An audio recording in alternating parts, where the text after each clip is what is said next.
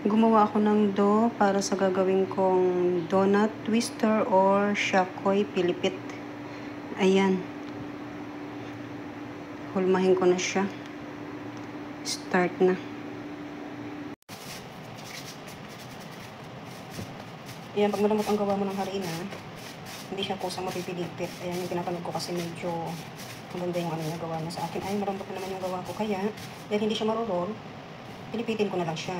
Okay? Ako na ang kusang gagawa para mapilipit siya. Di ba? Ayan. Para-paraan lang yan.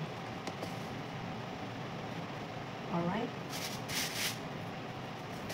Pag may paraan, gawin. Ayan. Ang galing nung pinapanood ko, gumagawa nito. Hindi naman kasi tayo, professional. Ayan. Dahil, hindi siya napipilipit, ikaw na lang ang magpilipit. Para siya ay mapilipit. Pwede naman, di ba? Pag gusto, may paraan. Ayan. Pag ayaw, huwag. Ayan. Pwedeng master chef na naman tayo ngayon.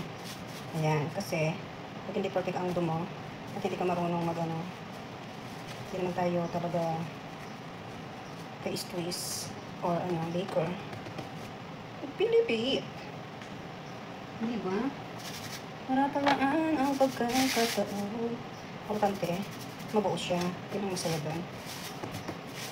Kaya hindi pa dapat ang haba nito kasi wala naman akong timbang. Sariling gawa-gawa lang. Alright. Yan, pinipilipit ko na lang siya kasi hindi ako marunong pilipit ng bongga. Importante, pilipit. Okay? Pasaway. Nag-aantay si Amo. Hindi niya alam na gumagawa na naman ako ng pagkain nila. Nagagawa na ako ng kape. Feeling chef lang, feeling lang ako baker ha. Huwag niyo ako i-judge. Wala lang akong merienda kaya ako'y nakaisip gumawa nito. Ayan, pag hindi ka marunong magpilipit, ikaw na lang magpilipit. Ulit-ulit. Ayan, di ba? Ano pa ba? Hindi pilipit pa rin. Hindi ba sabi nung nag-viral na principal, angal? Walang aangal. Narinig ako ng Amo siguro na nagsasalita. Nilagyan ko ng harina kasi dumidikit.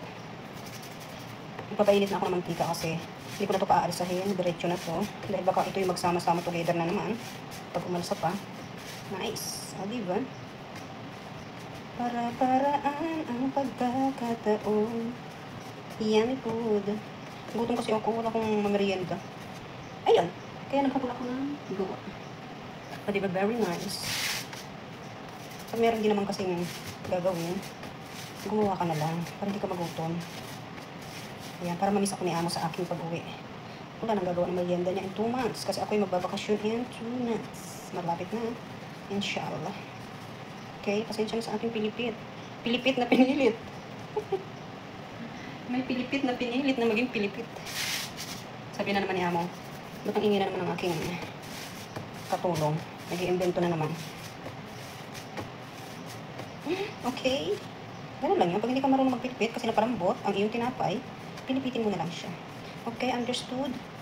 Para-paraan lang yan mga kapatid, kaibigan kung gusto mong kumain. Okay? Ayan nga pala yung aking mga nagawa. Ayan, ang aking nahulma.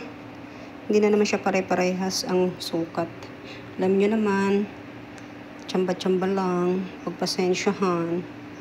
Okay, ayan, lulutuin ko na siya kasi baka siya ay maglakihan na naman ng bongga. Alright. Ayan, mainit na yung aking mantika. Salang ko na siya.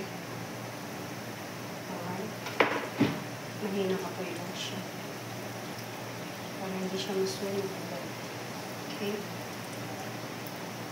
Ayan, tuloy-tuloy lang ang ating pagpiprito ng ating donut. Hindi pang merienda na naman. Mahilig sa kape. Diba? Pag gusto mo, pwede. Next time sana mapapit ko na siya. Pag malambot kasi yun hindi mo mapipilipit siya ng sarili mong pilipit. Uhulma mo na lang. Okay. Mahinang apoy para masarap yung pagkakaluto. Hindi siya pilit na pilit. Para yung harina niya ay lutong-luto. Ayan. Saan ka pa? Love it. Sabi na naman niya, ano naman ang naisip mo? Huwag ka na magreklamo, may pangbayan, na naman tayo.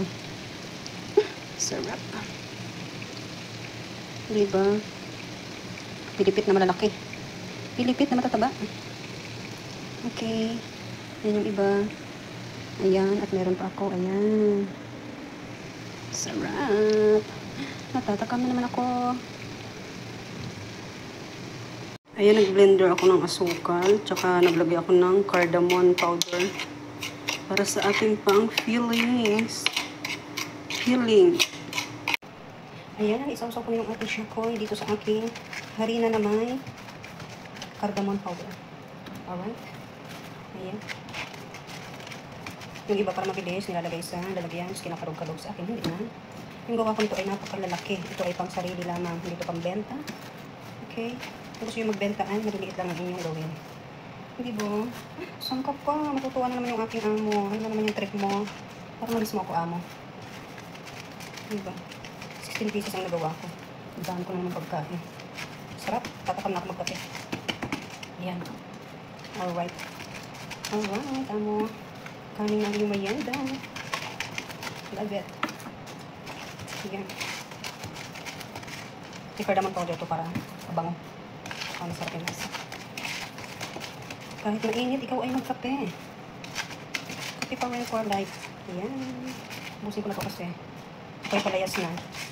Ngayon ko na naman trip na gumawa nito. Busin na natin yung ating pang-toppings. Ayan. Alright. Ayan, ready na ang aking shakoy or donut na pilipit. Twisted donut. Kuha na lang. Love it na naman. Yummy, yummy. Coffee for the go. Ang lalaki niya. Alright. Juran. 5 pesos lang isa. Kuha na. Bili na.